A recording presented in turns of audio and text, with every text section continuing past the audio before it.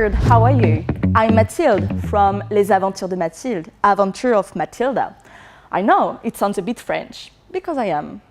Today, I'm here to talk about my little life around the world. Since nearly 10 years, I have traveled the world by myself with my backpack, my good moon, and my type 1 diabetes too. We can't really forget that, right? So yeah, I was 12 when I was diagnosed type 1 diabetes, and now I'm 28, and I'm actually living my best life. Let me tell you about my first trip. I was 19, just be graduated from school, but didn't know what to do. Classic. And I decided to take a one-way trip to Australia. Why not? This huge country was so far away from home, pretty amazing, with a beautiful coast, kangaroos, koalas, spiders. Well, a nice destination, isn't it? I had less than 2 months to get organized on what to put in my backpack, what to wear, what to take, and about my diabetes too. I take 6 months of my treatment. That's the maximum you can have in one time in France. I talk about my insulin pens, blood glucose, needles, other stuff. After that, when I had everything in my bag, about 15 kilos, plus my medical certificate with me, it's very important to have it at the airport in case someone asks you something, just to prove you're not a junkie. Then I was ready to fly for 28 hours. In Australia, I was an au pair, like a nanny.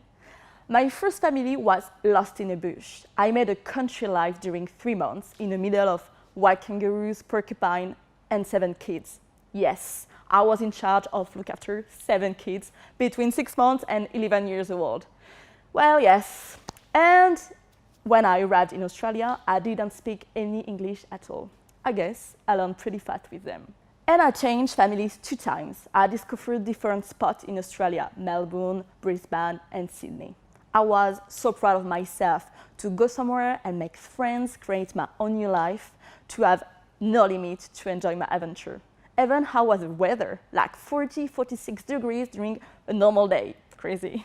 Well, I will not tell you how much I spent on sunscreen and ice pack to try to keep my insulin in normal temperature. After 1 year, I crossed the Tasman Sea to go explore New Zealand. New Iceland, new food, new animals. They got kiwis over there and the All Blacks. Did you know I watched for free All Blacks against South Africa because I wrote it down on a paper, French kiss for a ticket. And it worked, dude. Best night ever between hobbits and Maori people. I loved this country so much, probably still my favorite for now. Well, except for the food, there are no country better than France when it's about food, right? But it's always easy to me in any country to eat. I like everything, except the durian fruit from South of Asia. When I was in Malaysia, I tried it, never again. Usually, when I travel over than 6 months, I do have someone comes to me and give me 6 months more to my treatment. Or I go back to France and travel again. I like to take my time in each country to go there, find a job, an apartment, make friends, go everywhere, and move to another land. Well, I think the craziest landscape were in Canada. I crossed Canada from left to right while hiking. Or Iceland was beautiful too. I saw the northern light and took a bath in a hot spring, magical. I did some hiking as well in Alaska. I'm glad I didn't meet any bears, just some huge moose and deer. Oh, and I remember my insulin actually froze. It took me some time to realize that. I was pretty high all day and I changed my insulin pens and my blood sugar was straight better. It was very cold at this time, about minus 40. Yeah, it can happen when it's very cold, when it's very warm, your insulin expires. But I always keep contact with my diabetologist by mail if I need to. But if you go to Highland or Scotland, Wales, should be okay about the weather.